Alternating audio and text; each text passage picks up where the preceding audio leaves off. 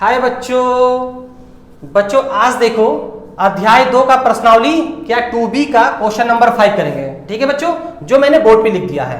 Board पे क्या लिखा है बच्चों, देखो यदि बहुपद 2x square minus 7x plus 3 के शून्यांक p तथा q हो तो p square plus q square का मान ज्ञात कीजिए।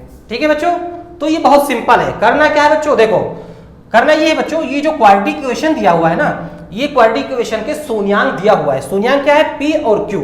ठीक है बच्चों, अगर शून्यांक दिया हुआ है तो इसकी वैल्यू फाइंड करना है। क्या है value, p square plus q square की वैल्यू फाइंड करना है। अब देखो बच्चों, अगर किसी भी क्वाड्रेटिक इक्वेशन का अगर शून्यांक दिया होता है तो उसमें हम दो ही चीज फाइंड कर सकते हैं। क्या फाइंड कर सकते हैं बच्चों, उसका मतलब शून्यांक का योग और शून्यांक का गुणन, दो चीज फाइंड कर सकते हैं। सिंपल, बहुत सिंपल तरीके से।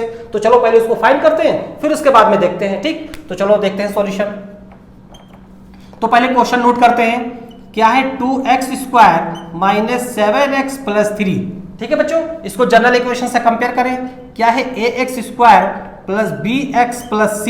तो यहां से क्या हो जाएगा बच्चों, देखो a इक्वल टू हो जाएगा 2 हो जाएगा बच्चों, और b इक्वल टू कितना हो जाएगा -7 हो जाएगा, और c इक्वल टू 3 हो जाएगा बच्चों। तो इस तरह से a b c निकल आया। ठीक है बच्चों, कोफिशिएंट निकाल लिया। अब देखो बच्चों, मैंने क्या बताया, अब जब कोफिशिएंट निकल आता है तो दो चीज मैं फाइंड कर सकता हूं। क्या, शून्यांक का योग और शून्यांक का गुणन। ठीक है, तो सबसे पहले हम शून्यांक का योग निकालते हैं फटाक से।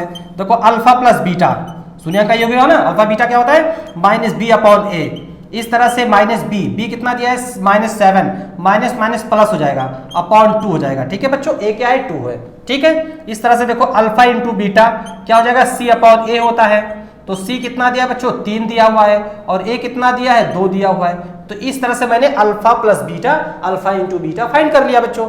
अब क्या करना है बच्चों, ये मुझे फाइंड करना है। ठीक है, लेकिन एक चीज देखो बच्चों, मैंने यहाँ एक गड़बड़ कर दिया। गड़बड़ क्या किया, एक तो शून्यांक p और q दिया हुआ है, तो हम यहाँ अल्फा बीटा क्यों मान रहे हैं बच्चों। ठीक है, तो इसलिए हम क्या करेंगे, इसको हम क्या कर देंगे, ये हो जाएगा p प्लस q हो जाएगा, और ये हो जाएगा p इंटू q हो जाएगा बच्चों।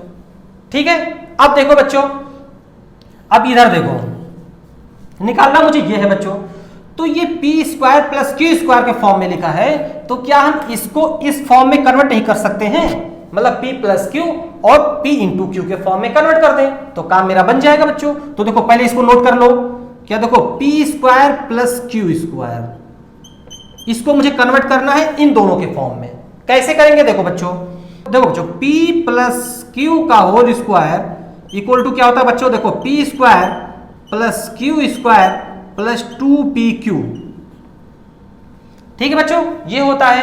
अब देखो, अगर बच्चों इस वाले राइट हैंड साइड में से जो 2pq है इसको इधर ले आओ और बाकी को उधर रखो, तो देखो इसको ऐसे लिख सकते हैं। देखो बच्चों, क्या लिख सकते हो, देखो p square plus q square equal to लिख सकते p प्लस q का होल स्क्वायर माइनस 2pq, ये लिख सकते हैं बच्चों।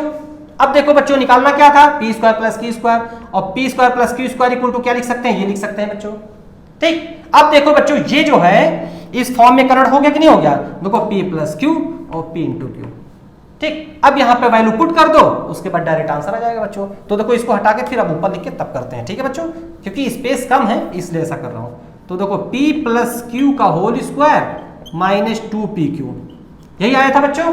इसको इसके बराबर लिख सकते हैं। अब देखो p प्लस q कितना दिया बच्चों, 7/2, तो 7/2 का whole square minus 2 into p into q कितना दिया है, 3/2 दिया है, 3/2। अब देखो यहाँ पे 2 कैंसिल हो जाएगा बच्चों।